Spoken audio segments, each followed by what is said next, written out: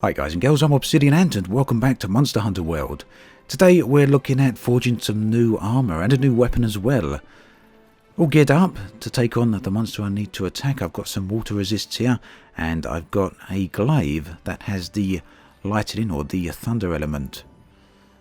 So let's go over onto our wish list and I can show you what it is I'm planning on upgrading to. We're going to get the King Beatle armour. Now, no idea at this point if it's all that good.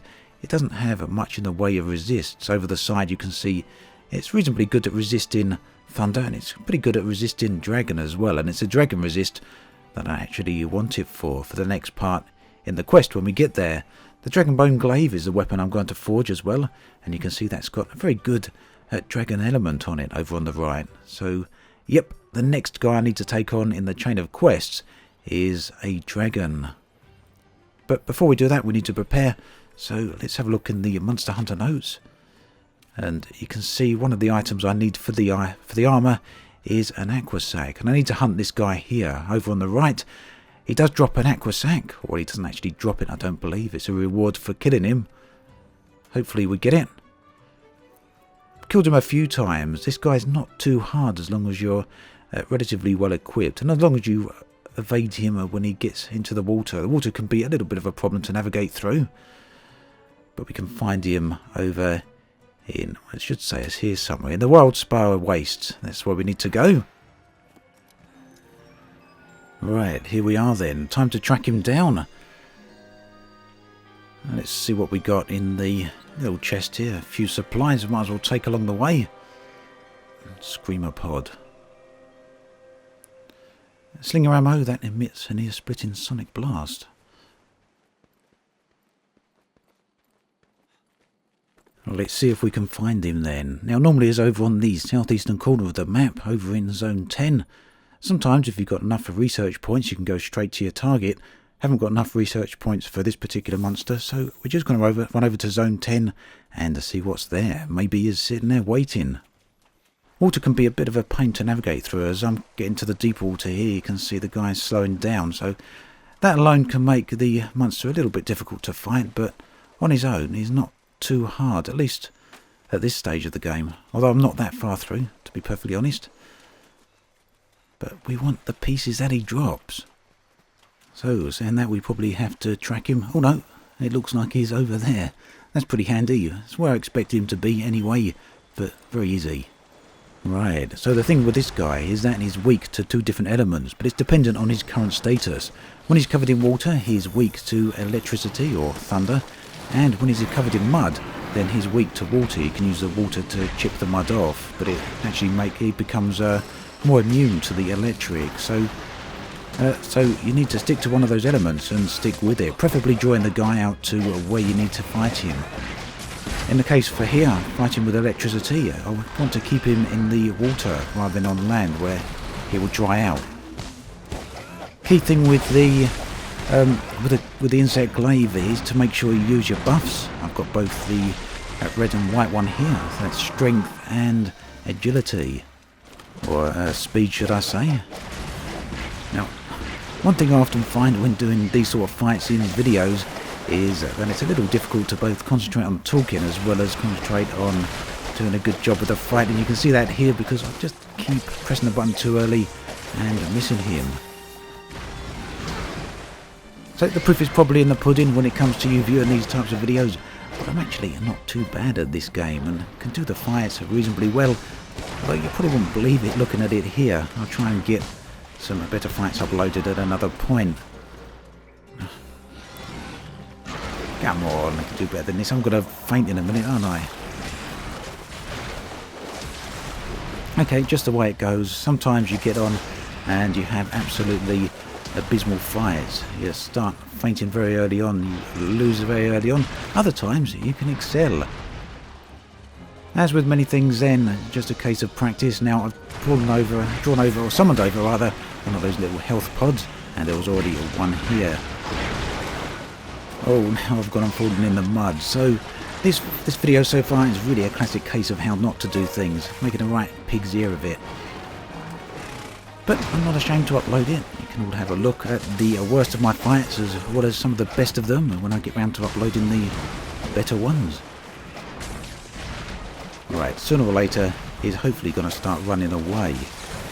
Down the bottom, do have a look at the little heart rate monitor. That indicates his current level of exhaustion. It's peaking at the moment. He's not tiring at all, and no wonder I'm hardly damaging him. Right, so that's enough of that. We'll put a bit of a cut in there. You've seen enough of me flailing around like an idiot. Let's just get some of those fish guys out of the way. Now you can see the heart rate monitor, the heart rate monitor I was mentioning earlier, is actually starting to tire out and starting to peak, so it's flashing between being quite low as well as being quite high, and that's a good sign of when he's about to make a move and head on to a different zone. Good opportunity then to sharpen your weapon and heal up if you need to do so, and then we'll follow him to wherever he went. Right, so it wasn't too far away. I was actually hoping that he'd be well rested by the time we got, not well rested, that he'd actually be resting, half asleep and tired out. That would make it a little bit easier to attack him, but he's really angry at the moment. So we're just avoiding these mud spits. We don't want to get caught in that because, as you saw earlier, we end up slipping over. That's also a bit of a nuisance. The monster runs under the water and comes back up again. Now, one thing we may see here that sometimes happens in this particular area is that one of the other monsters turns up. The Baroth, they're reasonably tough, very hard-shelled, and this particular monster and the Baroth do not like each other at all, and when they end up in the same environment, they will start fighting each other, and that's pretty good. Although you can get caught between the two clashes, it's a good opportunity to take advantage of, because often they'll be distracted. Right. Need to try and buff up a bit. Not taking enough advantage of that. So we've got some strength, we've got some speed. That's good enough for the moment. It's actually best if you can get all three. The red, yellow and white icons all together. But sometimes to do that means more standing around than is actually worth to do so. Come on. You can aim better than that. That's a bit better. Right, is he down? He's on his side. I'm going to do some hits of his head. But watch that flailing around. We don't want him landing on us. So, heart monitor down the bottom, still very active. Not tiring out just yet. You can actually get a tiring element or an exhaustion element on your weapons. And there's a skill, I believe, on your armour. Not sure about the armour thing actually, thinking about it now. I know you can definitely get it on your weapons. And what that does is exhaust them out a bit as you're fighting them. And yeah, tired monsters is a pretty good thing because they effectively sit there trying to capture their breath again. Sometimes they will run away, but when they're worn out and... Has he gone? Ouch, there he is. When they're trying to capture their breath, that's the best time to actually start hitting them. Let's get some health. Well, there he is, over on the right now, in the middle of the screen. I might see them start attacking each other. Yeah, the water-based creature. I can't pronounce his name, which is why I'm not saying it. Joritodorus, or something like that. I'll just call him a Jora. Snake-like writhing around the Baroth. Right, so the trick now is to try and take advantage of this fight whilst avoiding the Baroth. He shouldn't attack me unless I start bothering him too much, but the weapon does need sharpening, so we're going to go and hide over here and sharpen up. And then we can get back in there.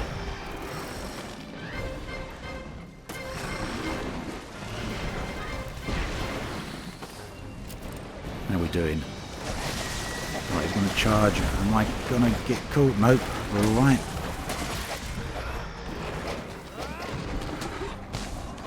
I've got a few other elements on me, like an exploding barrel, but now doesn't seem like the best time to actually use that. I've got knocked off.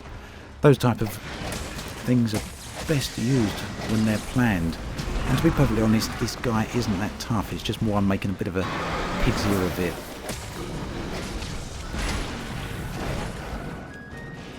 So in the previous video, I was also using the insect glaive. I've got a little bit better with it. And so far, it's actually my favourite weapon. Some of the larger ones are particularly slow, and although they do deal a lot of damage, missed him. Although they do deal a lot of damage, they're not my ideal weapons. I have tried the switchblade, I do like that, and may switch to it here and there, but for now I'm really enjoying using the insect glaive. But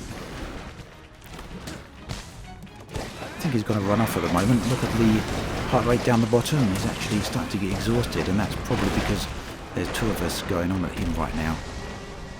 I suspect before much longer he's going to start running off, slithering down that waterfall, off to the right, most likely.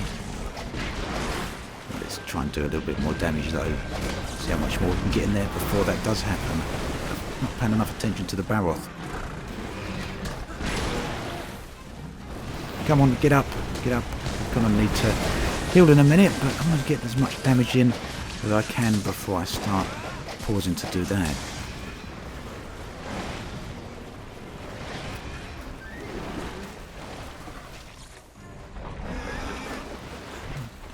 Yeah, there we go, he's starting to run off. Thought he would soon. You can see how exhausted... Oh, landed right under him. You can see how exhausted he actually looks, and it's this particular moment, as I've said before in the previous video, I actually feel sorry for the monsters. Right, let's sharpen up, let's heal up. I just have a regular potion, I think. Could use a mega one, but not too worried about it. And we'll see where he's got to. So eventually these monsters do run off, and they do go to their nests, and they do go to sleep. When they sleep, they will regenerate health, albeit fairly slowly. So you do have plenty of time to sharpen up your weapons, heal up, and go get a few meals as well. And you'll have noticed, yeah, it looks like he's asleep here. So this is a very good time to use a charged attack on him if you've got such a weapon, such as the switchblade or one of the other chargeable weapons. With the glaive, I haven't really found a way to deliver one singular, huge, powerful blow. But for now, let's buff up again. Yeah, like I was saying, you can get away and use a few meals or two whilst it's sleeping, and it shouldn't regain too much health during that time. But I believe eventually it will fully heal if you take too long. And if it flees at its own too many times, it will eventually leave the area entirely, meaning you can't actually fight him. Although, personally, I haven't had that happen on any quests yet. It's more something that's happened for me, at least, during expeditions. So, yeah, come on, hurry up and die because we want your aqua sac. Let's just take that opportunity to try and get a bit of a heal in there, whilst he's doing whatever he's doing over there. He's worrying about those other fish, I think, unless he was hitting my cat. I'll leave the cat alone. Right, he's weakening again. Let's get in there and do a few more hits. Oh, he's down. Okay, so not a particularly hard fight. Could have been a lot quicker if I'd got in easily in the first section of the fight. But there you go, it being an easy monster, relatively speaking, in comparison to the level of gear I've got now, is one of the reasons I didn't bother preparing too much coming out here for this battle. Now when I fight the harder monsters, or when you fight the harder monsters, you do have to prepare, and that will include preparing meals and bringing other things out with you, such as bombs and other such of resources. What else is around here? Looks like that's it. I can't see any broken parts. I do think something broke off a bit earlier, but I didn't see it. But yeah, like I say, in a good fight, or in a big fight, something you're expecting to be a bit protracted, then you will need to prepare. I'm going to just quickly get the net here and gather that. I should have the net on the quick bar, but it's not. Okay, and we're out of here. Back to the base. Well, actually, before we go back there, we've got to have a look at what we've collected in terms of rewards, haven't we? So we've got a scout and aqua sac, which is what we're after. And looking along the road there, looks like we got a few of them. Some shells. Yeah, looks like we got 3 aqua sacs in all. Very good. We only need one of them, but they will come in handy later on. So the next one is a paralysis sac and some monster fluid as well. I think the monster fluid is probably going to be a bit easier to get. Right, so there we go, and now we're heading back. Okay, so there's our nice little list at the side telling us what we've got completed. Let's have a look at the... Where's it gone? Let's have a look at the wish list. And we'll see how much closer we are getting to actually having the full armour completed. So just 2 pieces left, and of course the weapon as well. So 4 pieces outstanding. The Great Hornfly is actually a little bit of a nuisance to get hold of. If we have a look up here, I'll show you exactly why that is. So the Great Hornfly, I don't believe you can collect out in the wild. You can get it as a mission reward from time to time, but generally you have to get it from cultivation. And you can't cultivate the Great Hornfly directly. Oh, he's going on and on and on here. It's probably telling me something important. It actually comes into your harvest box. So I'm actually cultivating some bitter bugs at the moment. The Great Hornfly would appear in the other box as a little RNG addition. So sometimes you get it, sometimes you don't.